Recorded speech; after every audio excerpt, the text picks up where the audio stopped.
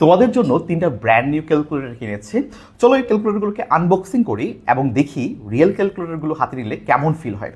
তো শুরুতে আমার কাছে আছে FX991CW ক্যালকুলেটর। তো যদি আমরা এই ক্যালকুলেটরটাকে খুললে আমরা দেখতে পাবো সুন্দর একটা প্রিমিয়াম ফিল পাচ্ছে। তো আমার এটা খুললে আমাদের এই অন করতেছি আমরা।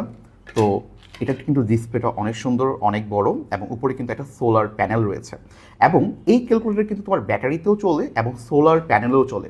যেগুলো রিয়েল ক্যালকুলেটর সেখানে তুমি যদি এই সোলার প্যানেলটাকে হাত দিয়ে ঢেকে দাও তাহলে দেখবা এই যে সূর্যের মতো একটা সিম্বল এটা কিন্তু চলে যাচ্ছে, আবার তুমি যখন হাতটা ছেড়ে দিবা এটা কিন্তু আবার ফেরত চলে আসবে। এটা কিন্তু একটা রিয়েল ক্যালকুলেটর চেনার একটা বড় উপায়। তাছাড়াও রিয়েল ক্যালকুলেটরের যে বাটনগুলো এগুলো খুবই ভালো থাকে, খুবই প্রিমিয়াম থাকে, তোমার প্রেস করলে খুবই ভালো ফিল হয়। আর এই যে তারদের যে তোমার এই ফ্রন্টের যে লেখাগুলো, ফ্রন্টের সাইজ এবং এই যে কেসিও লেখা, FX991CW লেখা, এটা খুবই স্পষ্ট থাকবে। যেগুলো রিয়েল না ওইগুলো দেখবো ফ্রন্টগুলো একটু আঁকা বাঁকা, একটু মনে হয় লেখাগুলো কালারগুলো ভালো হচ্ছে না।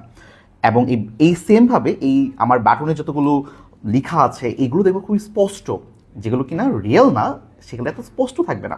ঠিক একইভাবে আমি তোমাদের জন্য আরেকটা ক্যালকুলেটর কিনেছি, সেটা FX991ES+ ক্যালকুলেটর। এটাও কিন্তু আমাদের বহুল জনপ্রিয় একটা ক্যালকুলেটর আমাদের বর্তমানে মার্কেটে। এবং চলো এটাকে আমরা একটু আনবক্সিং করে দেখি। এখানে কিন্তু আমরা সেম দেখতে পাচ্ছি যে এখানে তোমার হচ্ছে সোলার প্যানেল রয়েছে, তারপর তোমার ক্যালকুলেটরটার কিন্তু সেম বাটনগুলো খুবই ভালো। আমরা আরেকটা ক্যালকুলেটর কিনেছি, সেটা FX100MS ক্যালকুলেটর। এবং এই সবগুলো ক্যালকুলেটর কিন্তু এখন বর্তমানে বাজারে সবচেয়ে বেশি পাওয়া যায় এবং তোমরা সবচেয়ে বেশি ইউজ করো। এবং এই যে ক্যালকুলেটরগুলো আমি কিনেছি এই সবগুলো ক্যালকুলেটর দিয়েই আমি তোমাদের জন্য আসলে ভিডিও বানিয়ে দেখাবো।